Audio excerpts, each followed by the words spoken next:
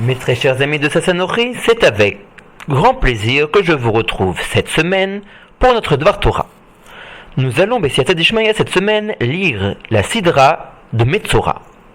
Dans cette paracha, la Torah nous enseigne des lois relatives aux korbanot, aux sacrifices. Comme nous l'avons déjà expliqué, le Sefer de Vaïkra, dans son intégralité, traite du sujet des korbanot. Cette semaine, la Torah nous apprend quelque chose de très intéressant. Un homme commet une faute. Il enfreint un interdit de la Torah, Beshogeg, sans l'avoir fait exprès. Il peut expier sa faute par l'intermédiaire de son repentir et il apportera un korban appelé korban khatat au Beth Amikdash. Mais voilà, la Torah nous enseigne qu'un korban khatat, c'est une pièce de bétail. Une pièce de bétail, cela coûte cher. Tout le monde n'a pas les moyens de pouvoir acheter une pièce de bétail. De ce fait, la Torah nous enseigne qu'il existe 3 types d'offrandes, 3 types de sacrifices. Celui qui a les moyens apportera un korban khatat, une pièce de bétail. Cela est appelé le korban du riche. Celui qui a moins de moyens, lui, apportera à la place d'une pièce de bétail 2 tourtereaux, 2 oiseaux, qui bien évidemment coûtent beaucoup moins cher qu'une pièce de bétail. Celui qui est dal, celui qui est excessivement pauvre, aura la permission quant à lui d'apporter une simple offrande de farine. Nous voyons là 3 niveaux de korbanot. Le riche apporte une pièce de bétail, celui qui a des moyens revenus apportera des tourtereaux, et celui qui est pauvre apportera simplement une offrande de farine. Les Chachamim nous enseignent que un riche qui a les moyens d'apporter pour expier sa faute un korban khatat en pièces de bétail, si celui-ci apporte des tourtereaux, comme il est permis à l'homme qui a des revenus moyens, ou même encore s'il apporte une offrande de farine, le riche ne sera pas exempté et pardonné par ce sacrifice qu'il apportera. Parce que lui, effectivement, a les moyens de faire plus. Il a les moyens d'apporter une pièce de bétail. La permission qui est donnée d'apporter ou des tourtereaux ou une offrande de farine est seulement à celui qui n'a pas les moyens. Le Chafetz Chaim nous enseigne et nous dit que l'on voit ici un message très important. Chaque homme doit servir à Kadosh Baruch Hu selon ses possibilités. C'est-à-dire, un homme qui se lève tôt le matin, il va au Beth Knesset. Après ça, il a une dure journée de travail. Mais, Baruch Hashem, il ne finit pas sa journée trop tard. Il finit à 6 heures. Il rentre chez lui, il est 7 heures.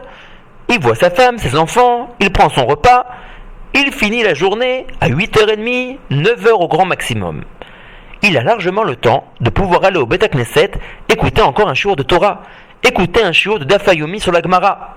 Mais voilà, son voisin, lui, ne va pas écouter un shiur de Torah. Il rentre après sa journée de travail, il mange, il discute avec sa femme, il voit ses enfants et il va dormir. Alors, notre homme se dit, est-ce que je suis mieux que mon voisin? Lui ne va pas à un shiur de Torah le soir.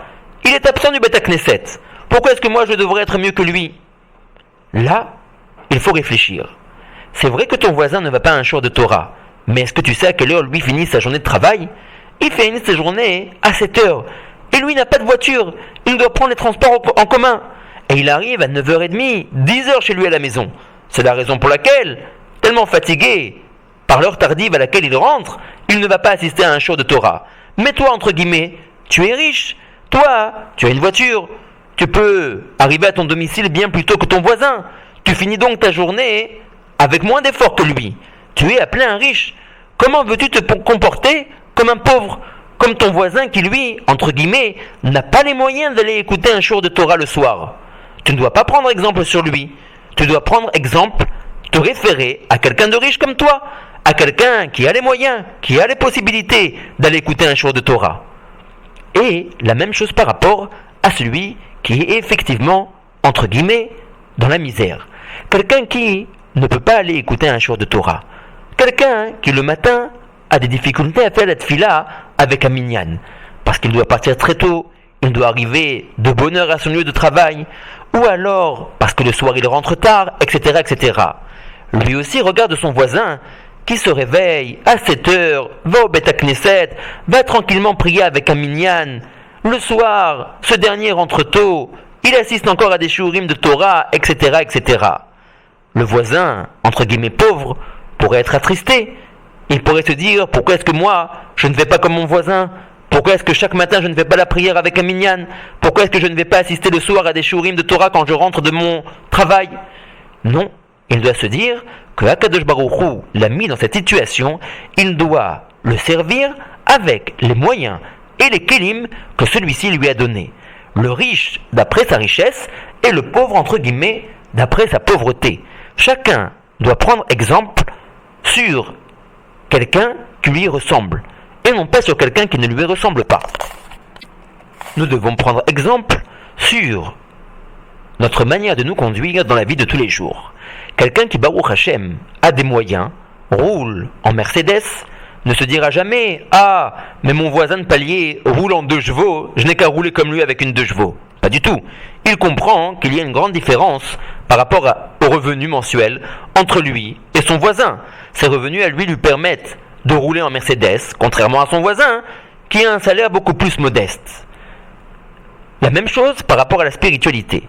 Il ne faut pas prendre exemple quand on est riche sur quelqu'un qui est pauvre. Il faut vivre d'après ses moyens, même dans la spiritualité. À très très bientôt et Shabbat Shalom.